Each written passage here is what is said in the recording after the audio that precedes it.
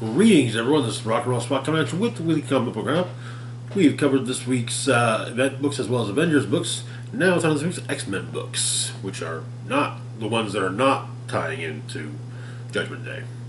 Kicking things off, we've got Legion of X number 5. Wrapping up the first arc, as the cover subtly hints at such a thing. Very subtle. So, where we left off, all hell is going to be breaking loose. The Skinjacker managed to take control of Legion. And, well, yeah. And it had been revealed just who it was that the Skinjacker's first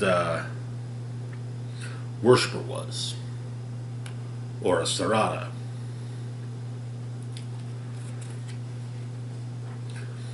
So, the Skinjackers have just kind of, having some fun with the fact that he's controlling Legion. Or Sarada is not happy. Mother Righteous is also watching, and takes a look at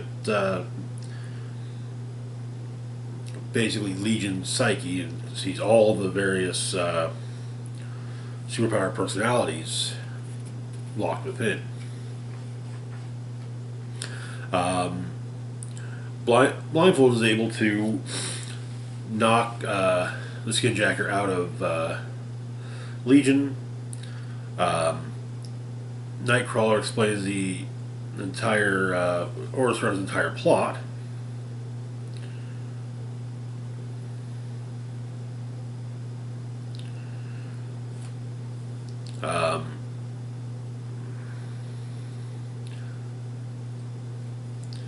Apparently, that it's explained that Sarada told Nightcrawler that in times of civil unrest, the Iraqi defer to the chair of law, which is the chair that Sarada sits on in the Great Ring.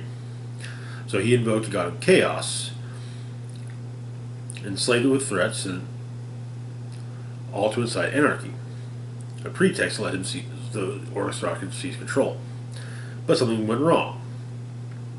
Strata could not give Tumult the faith it needed, only disdain, so it fled to Krakoa. It was easy prey for the first monster who agreed to sacrifice its name.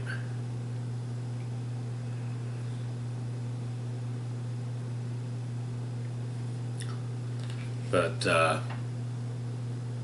Sarada attempts to erase everyone in the altar.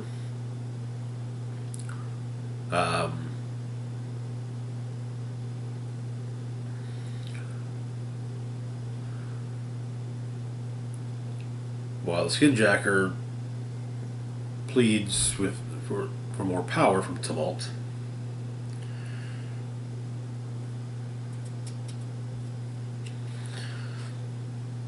But Juggernaut and Pixie find them, and Tumult is dealt with.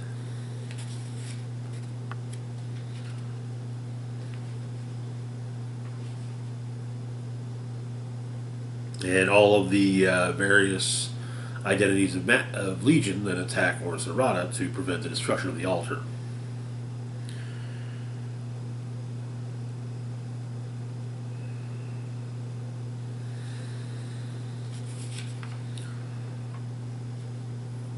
Weaponless Zen, a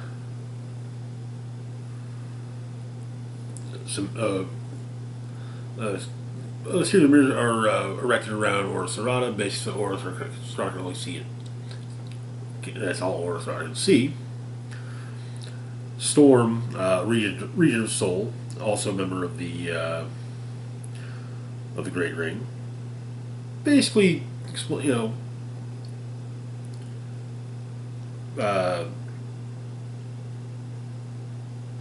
rather than force Serrano to leave the Great Ring. Um,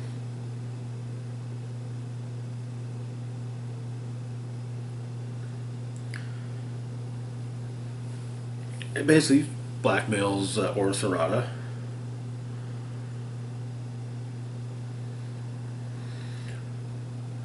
Kind of saying, hey, yeah, we're gonna keep this quiet, but yeah, it's kind of those. The price is not stated, but there definitely will be one. Um,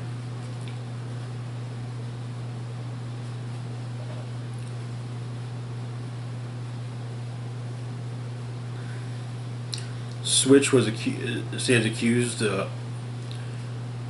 of worship in Morocco. He goes through the whole thing, and however, instead of basically just to prove their divinity, but instead,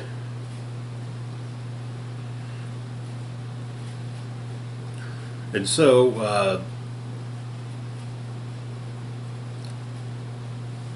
the Arbitrix revokes the God law, and the head of Ukesh is allowed to rest at last. With Oroserata adding that let the Iraqi believe what they will, except that meaning need not derive from utility, and accept the power of change. And on a lesser note, Weapon Zen is released from her vow of service. And she's left a letter for Nightcrawler.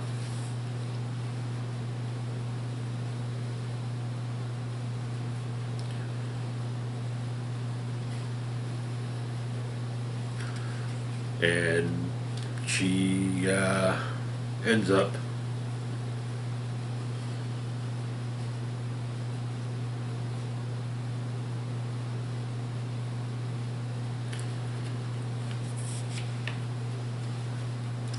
leaving on a ship, presumably to fight among the stars, but stating that she remains forever Kurtz.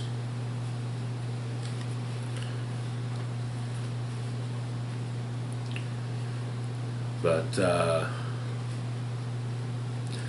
Mother Righteous and Oroserata have a chat.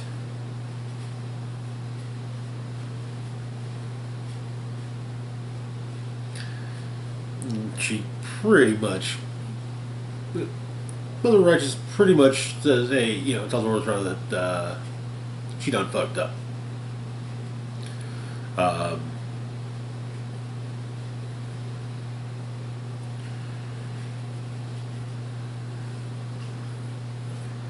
While Mother Righteous informs Banshee to keep an eye on Legion and make sure he doesn't do anything rash.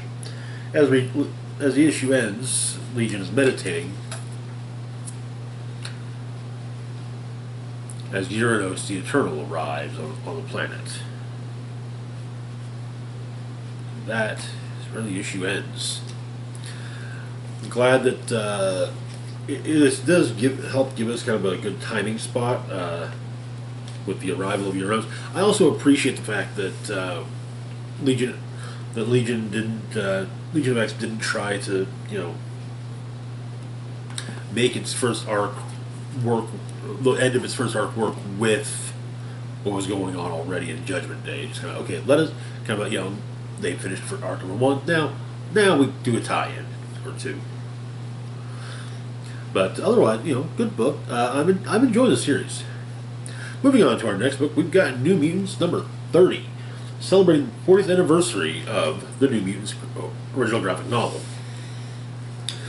This is it's kind of a clip show book, basically.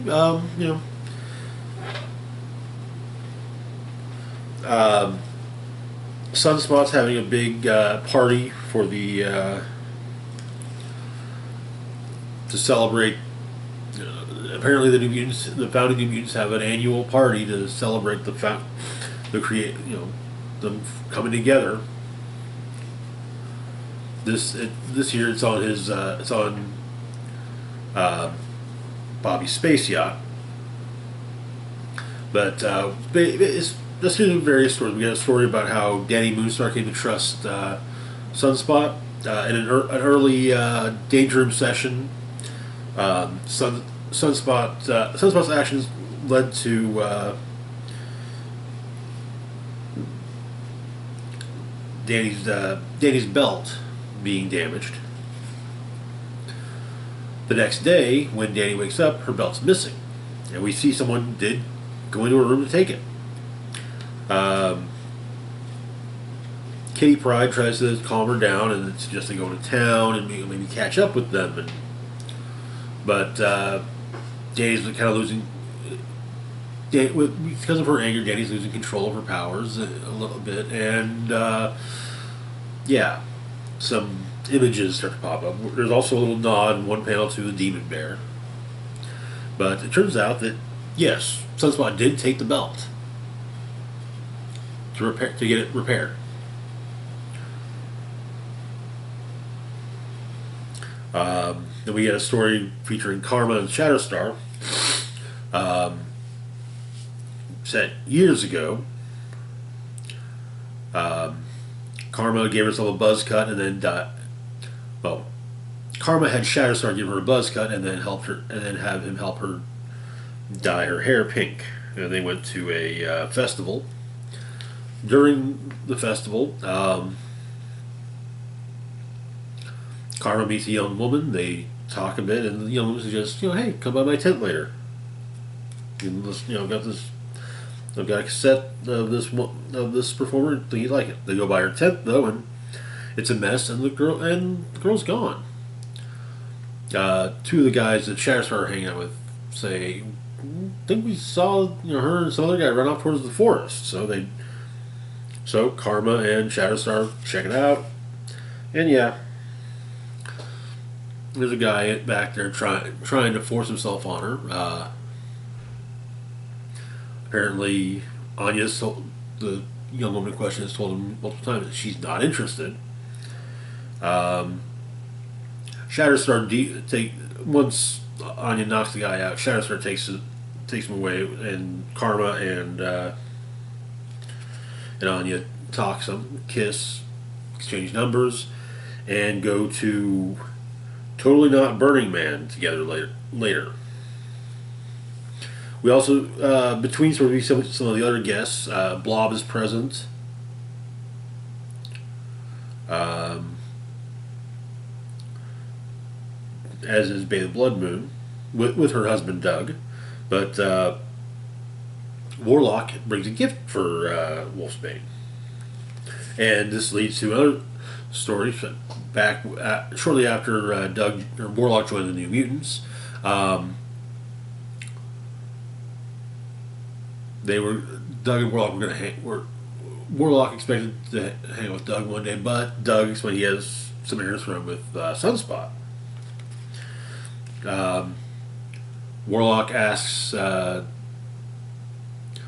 Wolfsbane about this, and they figure, they'll get him a.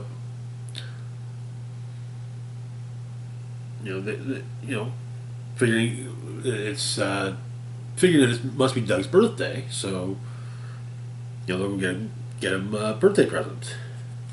So they go shopping. We also see Berto and Doug shopping as well. Berto being Berto, but apparently Warlock and Wolfsbane are not having the best time trying to find something for Doug, but they talk about what are things that would make them think of Doug to get the right present. But it turns out it wasn't Doug's birthday. It was, in fact, the first annual New Mutant celebration. And so, Doug didn't want Warlock to have to deal with Bobby being, Bobby, so. And so it's decided that the gifts for Doug would be Warlock's gifts would be given to Wolfsbane, while Wolfsbane would give hers to Warlock. and so it became an annual thing for them. Then the Bobby lands the space yacht on Araco, and we get a team picture.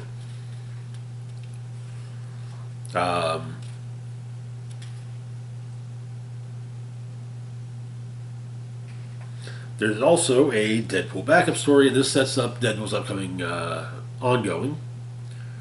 He's babysitting the kids,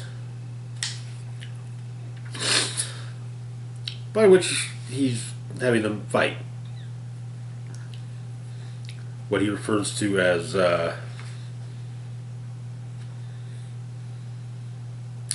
Kid Fight Club. Rule number 1, there are no rules. Rules are tyranny. This is a life lesson for him. Rule number 2, they have to do whatever he says because he's their substitute teacher and therefore his favorite, their favorite tyrant. Rule number 3, no killing each other on purpose. Accidents happen, but he doesn't want Xavier suing him. Rule number 5, last one conscious is crowned champion receives a fabulous prize. It only notes that there's no rule number 4 and gets sucker punched by Scout, who's declared the winner after Rainboy uses water control powers, create a typhoon. But yeah, she survived. She's the last one standing. But yeah, the New Mutants show up. They're not happy about Deadpool being there,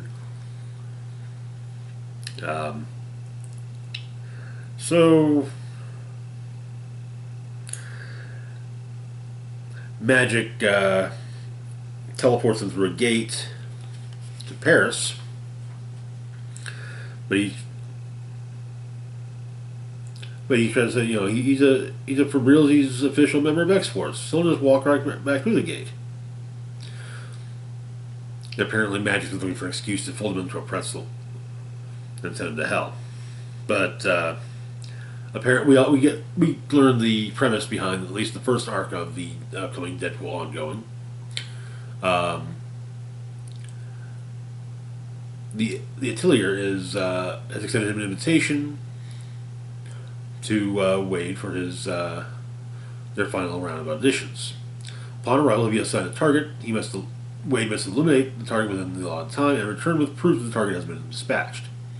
Should he succeed, he will be inducted as a full member of the exclusive organization with all benefits therein. If he fails, the ranks will be closed to him forever. That is where our issue ends. But yeah, this is also the final issue written by Vita Ayala. There's a couple notes from Vita about the time about writing New Mutants, which are kind of nice, all including the a goodbye kind of thing. Hey, this has been fun, but passing the book on to somebody else. Moving on to our next book, we've got X-Terminators number 1. Okay, so first off, there was a previous X-Terminators title way back in the late 80s. I believe it was the late 80s. So the concept of X-Terminators was when X Factor first formed as the original 5 X-Men. They took on a public persona as being the X-Terminators, and they were a group of. They would take down dangerous mutants with the intent, and who were causing trouble. But it was more just to help. It was a means of helping younger mutants. It was a means of helping mutants avoid trouble. Basically, this has the only thing this has to do with that is that Boom Boom was introduced by X-Terminators. So we get a content advisory warning saying that the book is for mature audiences only. It contains crude humor, alcohol usage, partial nudity, strobe effects, violence. Some of your favorite mutants acting like absolute dumbasses. Okay. Reader discretion is advised. But we start off at the end. Dazzler roller skating through blood and being, Dazzler. Flashes back to 3 weeks previously. Dazzler is kicking her boyfriend out. Apparently, she walked in on him, seemingly texting another woman, and even it's the cliche, the guy's getting kicked out and the girl's throwing all of his stuff out the window, including his record collection, which shatters as it lands on the street. But she calls up Jubilee and basically tells her what's going on, and that she needs to be drunk around friends. And Jubilee decides to bring Boom Boom along, explaining that somewhat explaining the situation. And well, upon hearing the situation, Boom Boom simply says that she'll finish her beer and meet them there. 4 beers later, she shows up. With Jubilee saying that apparently Boom Boom looks like if Barbie was a sex addict.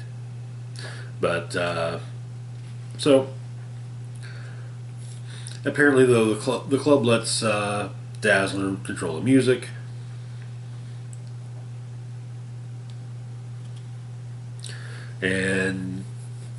But then the X shows up. Turns out he's a vampire. And so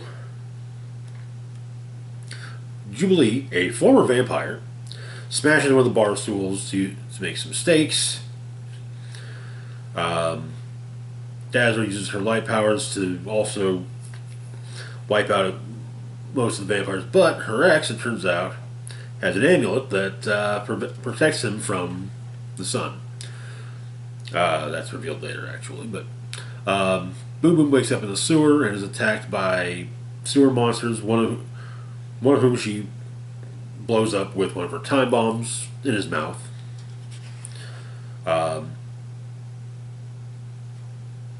Jubilee's got to deal with being in a demolition derby with heavily armed vehicles, while Dazzler's dealing with a maze. She gets out of the maze. They all reconnect.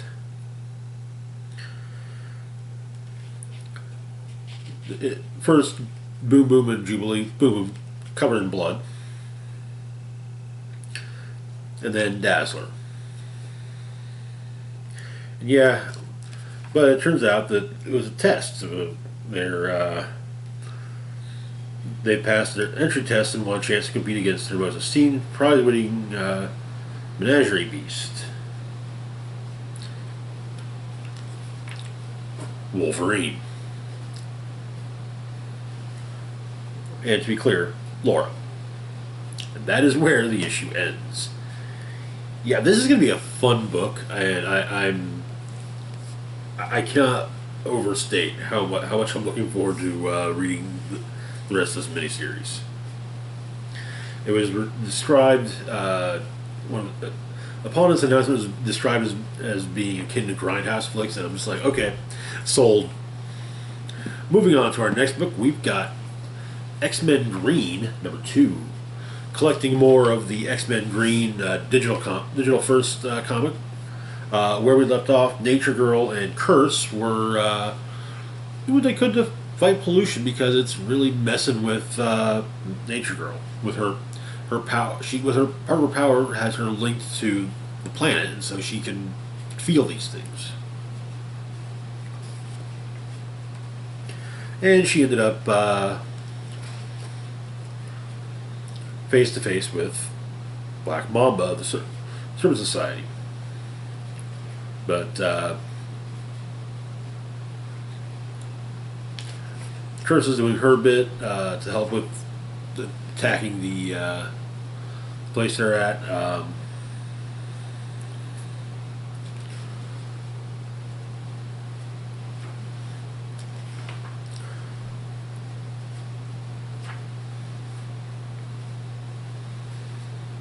Black Mamba seems to briefly get the upper hand, but Sauron arrives, as it turns out that the corporation had hired Black Mamba with their pipeline, messed up his lab.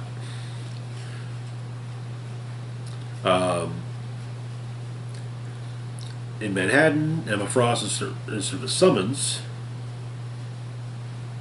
from the Cyanide Oil Company over Nature Girl's trail of destruction.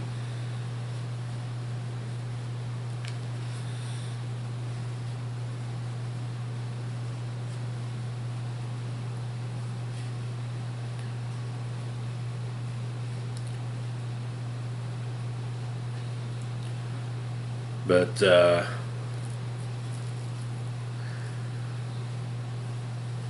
Xavier reaches out to her in the middle of the fight with Black Mamba, and Sauron even kind of says, "Whoa, did someone put a whammy on her?" And Black Mamba's like, "Hey, I love taking oil money, but I don't like beating up on kids." So, but Sauron fights Black Mamba. It totally turned into flirting. Curse gets into Xavier's head, as Curse is also as Curse is also part of the whole, is being contacted by Xavier as well.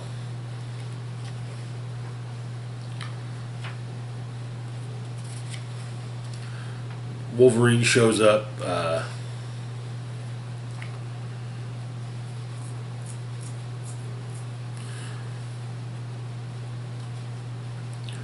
Like I said, the whole thing with Black Mamba and Sauron having a hypnotism duel, it kind of turns it seems to turn into a bit of flirting.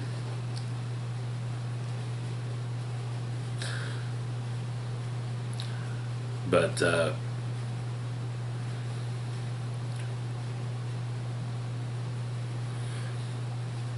while they're talking about which one is the stronger hypnotist, well, Black Mamba points out that Sauron's a bit closer than she would to her than she'd like, but he explains that she doesn't interfere. He's a sapiosexual. However, so is Black Mamba.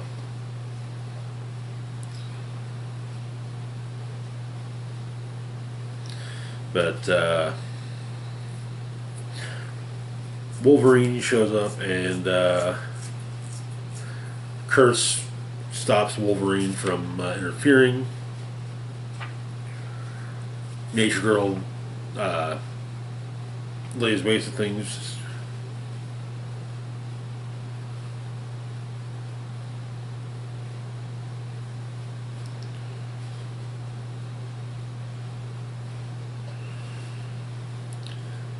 And the place blows up.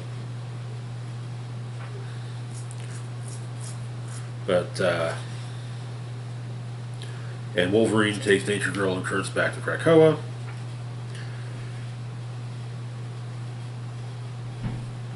They're seemingly lowered into the pit.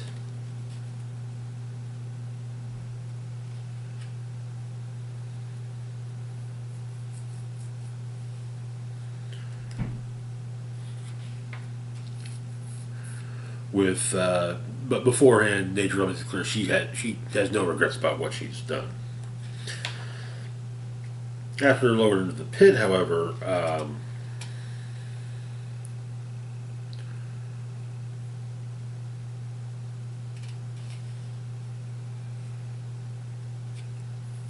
it's stated that Krakoa objects and relents for the greater good of mutantdom. However,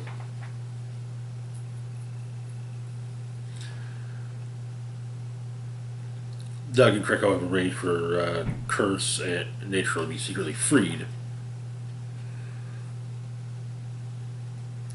And it seems as though they board the Marauder with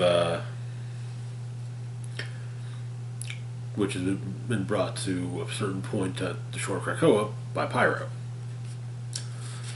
And that and they're dropped off elsewhere. That is where the issue ends. It's also the end of the X-Men Green story for the moment. Though it is stated that X-Men Green will return. Hopefully that return will be print first or same day print. Please. Moving on to our last book for the moment, we've got X-Men Legends number 2. Where we left off, Wolverine and Jack of Diamonds, back during Wolverine's Department H days, were trying to bring some mutants for Department H. However, they found themselves face to face with not 2 mutants, but I think it was not 7 or not, either 7 or 9. And among those mutants being Havoc, Mastermind, Polaris, Unis the Untouchable, Blob, Iceman, and Angel. However, it's quickly revealed that they're actually illusions cast by Mesmero. This story apparently takes place after a Secret Empire story from Captain America. A device that was the prototype for which was working prototype of which was given to Secret Empire by Captain America is being stolen by Mesmero and his henchman Wildlife. Though Wildlife has this strange memory of this woman named Linda. But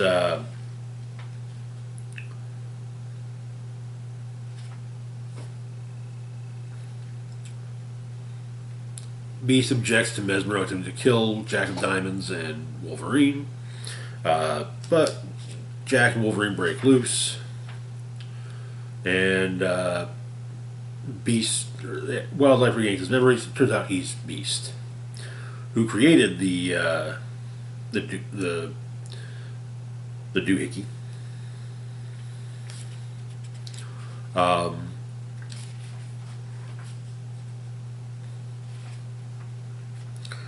And Mesmero, in fact, helped Beast escape and used his powers to basically put Beast under his thrall. Gave him a new costume, and they went to the Brand Corporation to get the working version. But and Linda, the woman he mentioned, shows up. Apparently she's a member of the Secret Empire. She's after the doohickey as well. Jack of Diamonds gets the better of her, though, and is about to kill her when Wolverine runs him through and just kind of shakes him until he falls apart.